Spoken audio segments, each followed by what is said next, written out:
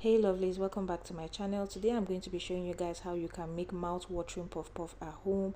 And what I'm trying to do here is that I'm trying to be sure that this yeast is good, because I'm not so sure if this yeast is going to be active. So I added a little bit of sugar because yeast feeds on sugar and it actually helps it proof faster. And then I added lukewarm water, not hot, not cold, but lukewarm. As you can see now, the yeast is highly active, so it is good to go for me to use in my puff puff. In this mixture, in my bowl, I just have flour, sugar and nutmeg, and that's all. You don't really need so much when it comes to puff puff. Here I'm adding coconut milk. I didn't plan this, but I had it, so I was like, you know what, why not, why don't I use this in my mixture? So I'm just going to mix this up. Now when it comes to puff puff, I feel like puff puff is one of the easiest pastries to make, but it can also be the worst, like I said, if you don't use the right kind of yeast, because that yeast can mess you up.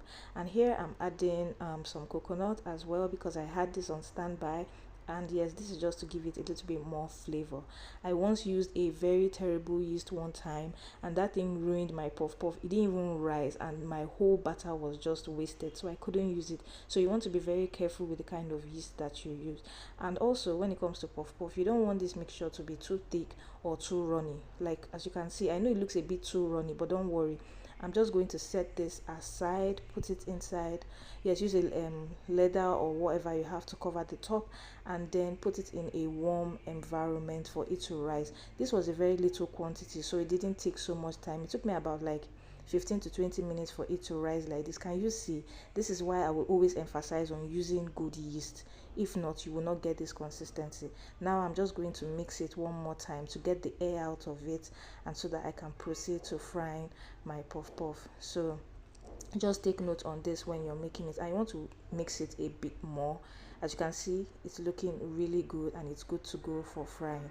Now I'm going to be putting this in the oil. If you don't know how to do this technique, you can use a spoon. I think there's an equipment for this. I really don't know much about that, but I know there's something you can put the mixture in it and just turn it into the oil. Now can you see the way this thing is floating in the oil? This is what you want. I know it was looking very runny at the beginning, but you want it very light so that it won't be too thick like buns. I don't know how to explain it, but your mixture shouldn't be too thick because you want it light and airy and smooth and nice. Anyways guys, if you watch this video up until this point, I am so grateful for my returning subscribers and new subscribers. Thank you very much. Don't forget to like, subscribe and share, and I'll see you in the next one. Bye guys, love you. I mean, look at this beauty, right? I know.